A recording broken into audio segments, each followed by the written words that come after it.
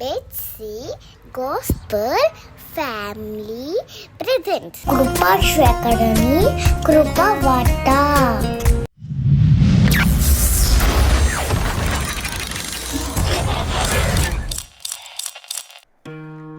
లోకరక్షకుడును మహాగణుడైన యేసుక్రీస్తు వారి యొక్క అత్యున్నత శ్రేష్టకర పరిశుద్ధ నామములో మీ అందరికీ కూడా ప్రత్యేకమైన వందన వచనాలు తెలియజేస్తూ ఉన్నాను. పిల్లల ఈ దిన ధ్యానము కొరకు 15వ వచనము నుండి 18వ వచనం వరకు ధ్యానంలోనికి వెళదాం. కొందరు అసూయ చేతను కలహబుద్ధి చేతను మరికొందరు మంచి బుద్ధి చేతను క్రీస్తును ప్రకటించుచున్నారు. వారైతే నా బంధకములతో కూడా నాకు శ్రమ తోడు చేయవలెనని తలంచుకొని శుద్ధ మనస్సుతో కాక కక్షతో క్రీస్తును ప్రకటించుచున్నారు. వీరైతే నేను సువార్త పక్షమున వాదించుటకు నియమింపబడి ఉన్నానని ఎరిగి ప్రేమతో ప్రకటించుచున్నారు. అయిననేమి మిషచేతనే గాని సత్యము చేతనే గాని ఏ విధము చేతనైనను క్రీస్తు ప్రకటింపబడుచున్నాడు, అందుకు నేను సంతోషించుచున్నాను. క్వైట్ ఇంట్రెస్టింగ్ పార్ట్ అండి ఇదైతే. ఒకసారి మనం ఆలోచించి చూస్తే కనుక నిన్న ప్రభువు వారు ప్రకటించడానికి కొంతమంది పురికొల్పింపబడ్డారు అన్న విషయాన్ని మాట్లాడుకున్నాం. అయితే ఈ విధములోనే ఇప్పుడు కొన్ని విషయాలు పరిగణలోనికి తీసుకోవాల్సినవి ఉన్నాయి. ఇటువంటి మిశ్రమైన ధోరణి, మిక్స్డ్ మోటివ్స్ ఆఫ్ ప్రీచింగ్, మిశ్రమమైన ధోరణి నాడు పౌలు భక్తుని జీవితంలోనే కాదండి, it happens in the present Christianity to. ప్రస్తుత సంఘ క్రమములలో కూడా ఇది ఏర్పడుతూ ఉంది, కనబడుతూ ఉంది. దేవుని దర్శన ప్రకారముగా కొనసాగుతున్న వారు కొంతమంది, దేవుని నడిపింపు ప్రకారముగా సాగుతున్న వారు కొంతమంది, దేవుని తలంపు ప్రకారముగా అడుగు ముందుకు వేస్తూ ఉన్నవారు కొంతమంది, ఏదో పోటీగా భావించి పరుగులు తీస్తున్న వారు ఉన్నారు. ఆ దర్శనంలో వారు భాగస్థులు కావాలి అని ప్రయత్నం చేసి పాలు పంచుకొని దర్శనమును పంచుకొని అడుగు ముందుకు వేస్తున్న వారు ఉన్నారు. ఆ దర్శనాన్ని బట్టి ఎదుటి వ్యక్తి మీద కక్ష పెంచుకొని కక్షపూరితముగా సేవ చేసేవారు కూడా కనపడుతూ ఉన్నారు. ఇద్దరూ చేసేది సేవే కదండి, ఇద్దరూ చేసేది సేవే, ఇద్దరూ చేసేది సువార్తీకరణే, ఇద్దరూ దేవుని నామమును వ్యాపింపజేస్తున్నారు. But the motive of their proclamation, వారు ప్రచురము చేయుచున్న దాని యొక్క దృక్పథము, దాని యొక్క అంతర్లీనమైన ఆలోచన, మోటివ్ ఏమిటి అనేది చాలా ప్రాముఖ్యం. ఒకవేళ నీకు ప్రాముఖ్యము కాకపోవచ్చేమో, కానీ ప్రభువైన క్రీస్తు ప్రాముఖ్యంగా తీసుకునేది మాత్రం the motive of the heart rather than the work of an individual. వ్యక్తి చేయుచున్న పని కాదండి, ఆ పని జరిగించుచున్న హృదయ స్థితి ఏదో అది దేవునికి చాలా ప్రాముఖ్యం. ఈరోజు పని చేతనైతే చేయడం తేలికే, చెప్పడం నోటికి మాటలు వస్తే దేవుని గురించి నేను చెప్పేస్తున్నాను అని చెప్పుకోవడం చాలా తేలిక. కానీ ఎంతవరకు నువ్వు దేవుని పక్షముగా సరి అయిన రీతిలో మాట్లాడుతున్నావు, సరి అయిన విధముగా బోధిస్తున్నావు, చాలా ప్రాముఖ్యమైన విషయం. ఇది మర్చిపోతే ఎలా కుదురుతుంది? ఇక్కడే మనం చూస్తే 2 రకాల వర్గాలు ఇక్కడ కనబడుతున్న విషయాన్ని మనం చూస్తున్నాం. మొదటిగా ఆయన అంటున్నారు, కొందరు అసూయ చేతను కలహబుద్ధి చేతను మరికొందరు మంచి బుద్ధి చేతను క్రీస్తును ప్రకటించుచున్నారు. ప్రియులరా, మిక్స్డ్ మోటివ్స్ ఉన్నాయి వారిలో. కక్ష చేత, అసూయ చేత, కొందరైతే ప్రేమతో చేసేవారు ఉన్నారు. వారికి ఎందుకు they are motivated because of their mind status, వారి హృదయ స్థితిని బట్టి వారు మోటివేట్ అవుతున్నారు. They are jealous, so they are motivated in an different perspective than they are loving him, so they are motivated in an positive way. ప్రేమించుచున్నారు గనక సరి అయిన రీతిలో వారు మోటివేట్ చేయబడ్డారు. వీరైతే అతని మీద స్వార్థం, అసూయ కలిగి ఉన్నారు కనుక they motivated in a negative manner. Whatever the reason, they both have been motivated with the imprisonment of Paul. పౌలు భక్తుని యొక్క చెరను బట్టి రెండు రకాలుగా వారు ప్రోత్సహింపబడ్డారు. అది క్రీస్తు సువార్త ప్రకటింపబడడానికి. కానీ ప్రకటించిన దానికి ఫలము కాదండి, ప్రకటించే హృదయ స్థితిని బట్టి ఫలము పొందుతావు. గుర్తుపెట్టుకో. అర్పించిన దాన్ని బట్టి ఫలము కాదండి, అర్పించుచున్న హృదయ స్థితిని బట్టి ఫలము పొందుతాము. దేవుడి పని చేయడమును బట్టి ఫలము కాదండి, పని చేయుచున్న హృదయ స్థితిని బట్టి మనము ఫలము పొందుతాము. Are we are doing the work with a joyful mind, with a loving heart, ప్రేమపూర్వకమైన హృదయముతో, సంతోషభరితమైన దృక్పథముతో దేవుని పనిని చేస్తున్నామా? ఈశ్వరోమని ఏడుస్తూ పనిచేస్తున్నామా? Few people do the work of God with utmost disappointment. ఏడుస్తూ దేవుని పని చేసే మంది ఉన్నారండి. ఎందుకు? జనుల ఎదుట వారు ఘనపరచబడుతున్నారు, నాకు ఘనత రావట్లేదన్న స్వార్థపూరితమైన బుద్ధి. రే పిచ్చోడా, లోకము కాదు నీకు మహిమను ఆపాదింపజేసేది, దేవుడు నీకు మహిమ ఆపాదింపజేస్తున్నాడు. You have to get motivated because few of God man were facing the situations which are tough for an individual to have in their life, and they are being proclaiming God's work and God's సోమరునిచ్చే దేవుని యొక్క మహత్యమును, దేవుని యొక్క సార్వభౌమత్వమును, దేవుని యొక్క ఉన్నత స్వభావమును వారి కష్టములో ఉండి, బాధలో ఉండి, చెరలో ఉండి కూడా ప్రకటిస్తున్నారు అన్నది నీకు ఒక ప్రోత్సాహంగా మారాలి. కానీ అది వారిని చూసి అసూయపడే అసూయ లక్షణము కాదు. ఇక్కడ నేనెందుకు పొందకూడదు అనే ప్రోత్సాహకము వేరు, వాడే ఎందుకు పొందుతున్నాడు అని తలంచడం వేరు. It is just a different perspective, nothing. నీ ఆలోచన దృక్పథములో ఉన్న వేరియేషన్ అంతే. అది where the motive of your heart is more important than the work what you are doing.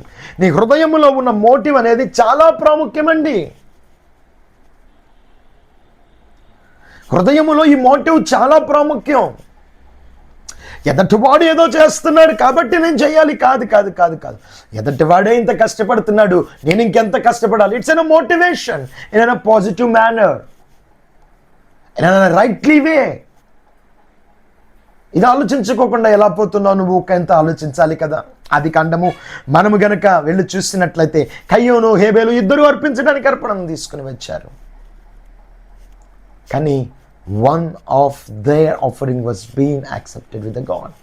దేవుడు వారిద్దరిలో ఒక్కరి అర్పణను మాత్రమే, క్షమించండి, ఒక్కరి అర్పణను మాత్రమే అంగీకరించాడు. కయ్యోను అర్పణ తృణీకరింపబడింది. కారణం ఎందుకంటే అతని హృదయ స్థితి సరిగా లేదు. నువ్వు పాకులాడొచ్చు, కష్టపడవచ్చు, కానీ నువ్వు కష్టపడిన దానికంటే ముందు నువ్వు ఆలోచించవలసిన ఒక విషయం ఏంటంటే how you are working, how you are taking a risk in your life. It is far most important to be concentrated on your life. ఒకసారి ఆలోచించండి. the most examine thing that what we have to do in our life is how the way we are preaching the gospel. దేవుని మాటను మనం ఎలా మన జీవితాలలో మనము బోధిస్తున్నాము అనేది చాలా ప్రాముఖ్యమైన విషయం. ఎందుకు అనంటే మనము ఎట్టి స్థితిలో బోధిస్తున్నాం అనేది చాలా ప్రాముఖ్యమైన విషయం. ఎందుకోసం బోధిస్తున్నాము అనేది చాలా ప్రాముఖ్యమైన విషయం. ఎలా బోధిస్తున్నాము అనేది చాలా ప్రాముఖ్యమైన విషయం. కొన్నిసార్లు మన ఆలోచనలు, మన our ambition may few times corrupt our service. మన ఆలోచన కొన్నిసార్లు మనం చేసే సేవను పాడు చేయడానికి ఆస్కారం ఉంటుంది. కాబట్టి ప్రతి సహోదరుడా, ఒక్కసారి నువ్వు ఆలోచించు, నువ్వు చేస్తున్న పని ఎందువలన చేస్తున్నావు, ఎదుటివాడికి ఏదో గౌరవం వస్తుందనుకుని నువ్వు చేస్తున్నావా?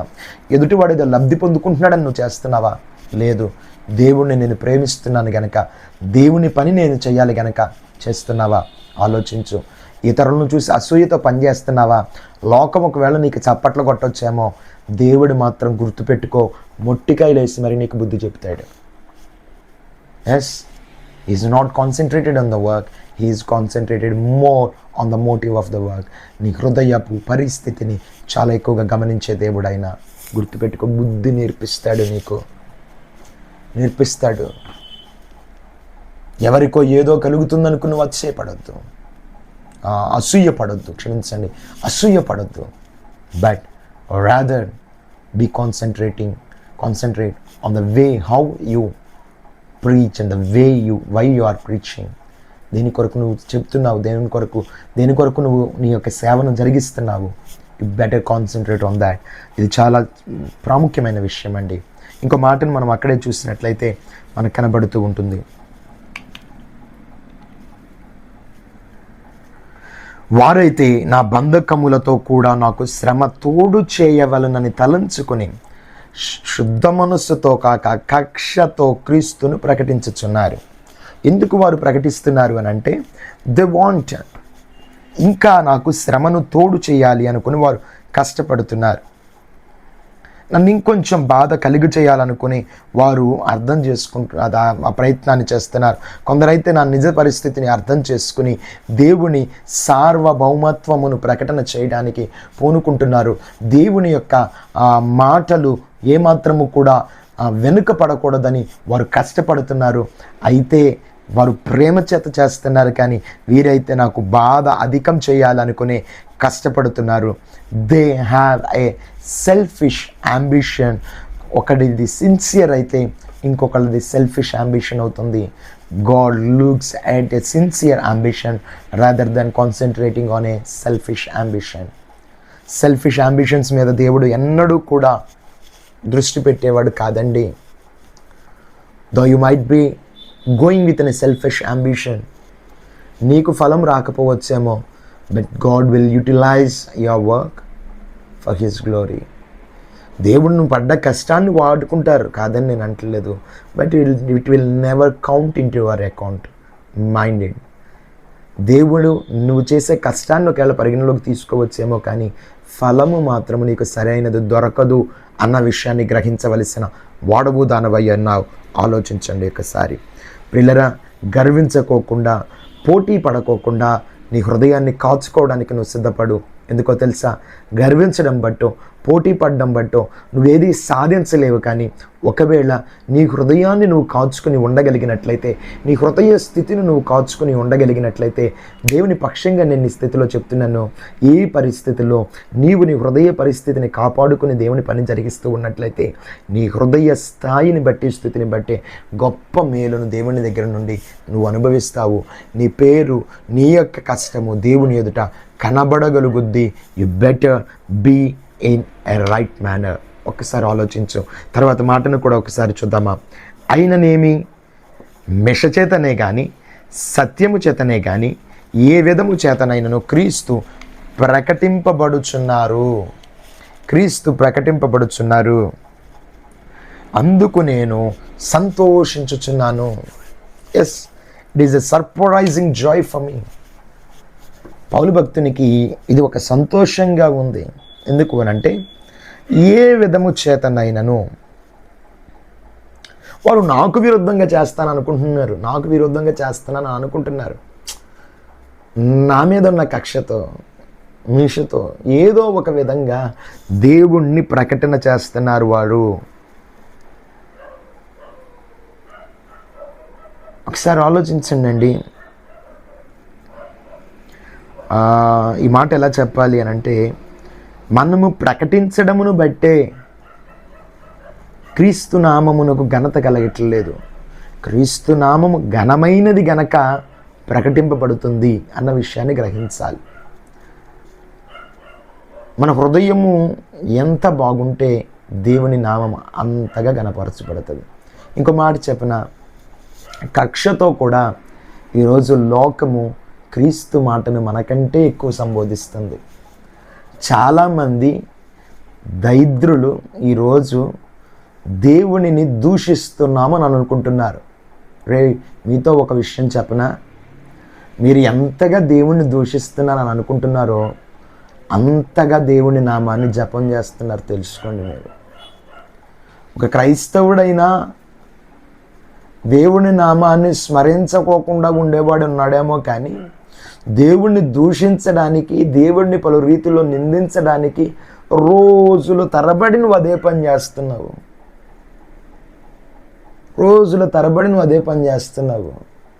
ఒక మాటలో చెప్పాలనంటే చాలామంది పాస్టర్ గారుల కంటే కూడా దేవుణ్ణి ప్రతికూలమైన రీతిలో ప్రతిదాడి చేయాలనుకుంటున్న వారు ఎక్కువగా దేవుని పని చేస్తున్నారు. అందుకు బట్టి నేను దేవుణ్ణి మహింపరుస్తున్నాను. ఈరోజు మీరు ఎక్కువగా ప్రకటన చేస్తున్నారు. మీరు కక్షతో మేమేదో ఆపుతానికి ప్రయత్నం చేస్తున్నాం, బూడిద జల్లుతున్నాం అని అనుకుంటున్నారు, దుమ్మెత్తిపోతున్నాం అనుకుంటున్నారు. పిచ్చోళ్ళారా, మీకు తెలియని ఒక విషయం ఏంటంటే, మేము కష్టపడి దేవుని సార్వభౌమత్వాన్ని తెలియజేస్తున్న దానితో మీరు ప్రయాసపడిన దానికి గొప్ప ఫలము క్రీస్తు కలుగుతుంది. నీకు ఫలం రావట్లేదు, అదేది దేవుని దూషించినందుకు నీకు రావట్లేదేమో, కానీ దేవునికి మాత్రం మంచిగా జరుగుతుంది, అది గుర్తుపెట్టుకోను. అందుకే పౌలు భక్తుడు ఇంకా సంతోషిస్తున్నాడు. ఎందుకు సంతోషిస్తున్నాడంటే, మీరు ఏం చేసినా దేవుడి నామం ప్రకటింపబడుతుంది, అది చాలు నాకు. మీరు ఫలం ఉండిపోతున్నారో ఫలం లేకుండా పోతున్నారో మీ విషయం అది, కానీ దేవుని నామం అయితే ప్రకటింపబడుతుంది. అందుబట్టి పౌలు భక్తుడు సంతోషించేవాడై ఉన్నాడు. ఒకసారి ఆలోచించండి. బిలాము మనము సంఖ్యాకాండములో 21, 22 అధ్యాయాల్లో 24 అధ్యాయం వరకు కూడా చూస్తూ ఉంటాం. బిలాము దేవుని జనమునకు వ్యతిరేకంగా మాట్లాడాలని లేచొచ్చాడు. ఏమైపోయింది? ఎంత వ్యతిరేకంగా లెగవాలనుకున్నాడో అంత అనుకూలకరంగా దేవుడు ఇశ్రాయేలీయుల్ని దీవిస్తూ వచ్చాడు. గొప్ప వాళ్ళందరూ క్రీస్తు నామము లేకుండా చేయాలి, కాలరా చేయాలి, అసలు నామరూపాలు లేకుండా చేయాలి అనుకుని నీరో లాంటి వాళ్ళు లేచారు. ఏమైపోయారు? వారి వల్లనే దేవుని నామము ఇంకా గొప్పగా ప్రబలడానికి వారే కారకులైపోయారు. ఈరోజు ఏ నోరైతే క్రీస్తును దూషిస్తూ ఉందో గుర్తుపెట్టుకో, నీ హృదయము పరిపూర్ణతతో దేవుణ్ణి ఆరాధించే రోజు దగ్గరలోనే ఉంది. ఏమాత్రం కంగారు లేదు. నువ్వు ఏ విధంగా జపించినా ఆయన నువ్వు జపించిన దాన్ని గుర్తు చేసుకుంటున్నాడు. నీ ఇంట నీ తరములలో నా దేవుని శక్తి ప్రభావవంతముగా మీ నోట ఉండునుగాక. ఈనాడు ద్వేషమైన హృదయముతో మాట్లాడుతున్న నీవే మరల ఆయన ఎదుట మోకరించే రోజు రాబోతుంది. గుర్తుపెట్టుకో, ఉంటుంది. కక్ష చేత చేస్తున్నావు, మిష చేత చేస్తున్నారు. పౌలు గారికి ప్రతికూలంగా మాట్లాడామని అనుకుంటున్నారు. అబ్బాయి, మీ పని దేవునికి ప్రయోజనకరంగా మారుతుంది, మీ ఫలమేమీ లేకుండా పోతుంది. వీటి వలన ప్రయోజనం లేదు. పడే కష్టమేదో, పడే ప్రయాసేదో శుద్ధ హృదయముతో మార్చుకున్న మనస్సుతో దేవుని కోసం కష్టపడు. ఆ ఫలాన్ని నువ్వు, నీ కుటుంబం, నీ తరాలు, నీ బిడ్డలు అనుభవించగలిగిన వారై ఉంటారు. ఆ దీవెన సదా నీ కుటుంబంలో నిలచి ఉండగలుగుద్ది. ఆలోచించు. అందుకని పౌలు భక్తుడు అంటున్నాడు, ఏ విధము చేతనైనా జరగని మనకేమీ బాధ లేదు, దేవుని నామము ప్రకటింపబడుతుంది, అందును బట్టి మనము సంతోషించవచ్చు అన్న మాటను ఇక్కడ తెలియజేస్తున్నాడు. ఆయననేమి మెష చేతనైనను సత్యము చేతనైనను కానీ ఏ విధము చేతనైనను క్రీస్తు ప్రకటింపబడుచున్నాడు, అందుకు నేను సంతోషిస్తున్నాను. మీరు ఏ విధముగానైనా దేవుని మీద దుమ్మెత్తపోయడానికైనా మీరు దేవుని నామమును జపిస్తున్నారు. ఇది చాలా సంతోషకరమైన విషయం. ఎందుకో తెలుసా? ఇంకా కొంతమందికి తెలియని వారికి దేవుని గురించి అసలు ఏంటో తెలుసుకోవాలి అనే ఒక ఆశను మీరు కలుగజేస్తున్నారు. వారు దేవుని వైపు మొగ్గు చూపించి దేవుని గుణలక్షణములు ఏంటో, అసలు క్రీస్తునాథుని యొక్క సుచరితం ఏంటో, క్రీస్తునాథుని యొక్క ఔన్నత్యం ఏంటో, ఆయన సార్వభౌమత్వం ఏంటో, అసలు ఆయన జరిగించిన కార్యం ఏమిటో, సకల మానవాళిని ఎలా రక్షించాడో, ఎందుకు ఎంతమంది ఆయనను ఆరాధిస్తున్నారో, ఎందుకు ఎంతమంది ఆయనను గణపరుస్తున్నారో, అసలు ఆయన ఏమిటో తెలుసుకోవడానికి మీరు ప్రతికూలంగా లేచిన తర్వాత మరీ అధికంగా దేవునికి కృతజ్ఞతను కలిగిన వారు, దేవుని గురించి ఎరిగేవారు, దేవుని గురించి తెలుసుకుంటున్న వారు పెరుగుతూ ఉన్నారు. ఇది నా దేవుని కార్యము. నువ్వు కక్షతో చేసినా దేవుడు దానిని తన ప్రయోజనం కోసం మారుస్తాడు. అదే దైవలేఖనములో పౌలు భక్తుడు తెలియచేస్తూ ఉన్నాడు. అందుకే అంటున్నాడు, ఆయన he is surprisingly joyful for the acts of the people who are doing irrespective of their heart stages. హృదయ స్థితులతో సంబంధము లేకుండా, హృదయపు కండిషన్స్తో సంబంధము లేకుండా ఏ చేతనైనా వారు చేస్తున్న పనులను బట్టి పౌలు భక్తుడు సంతోషించగలుగుతున్నాడు, ఆనందించగలుగుతున్నాడు. కారణం ఎందుకంటే ఏ విధము చేతైనా క్రీస్తు నామము ప్రకటింపబడుతుంది, ఘనపరచబడుతుంది. క్రీస్తు అనేక మంది ఎదుట ఘనపరచబడుతున్నాడు. That's what his intention and it is being get fulfilled. ఆయన దృక్పథము, ఆయన ఆశ, ఆయన కోరిక, ఆయన వాంఛ అదే జరుగుతూ ఉంది. ఇర్రెస్పెక్టివ్ ఆఫ్ ద పర్సన్స్, వారు ఎవరైనా కానీ దేవుడు జరిగించవలసిన కార్యం జరుగుతూ ఉంది. ఆలోచించండి ఒక్కసారి. Are we really doing the work of God with a pure heart?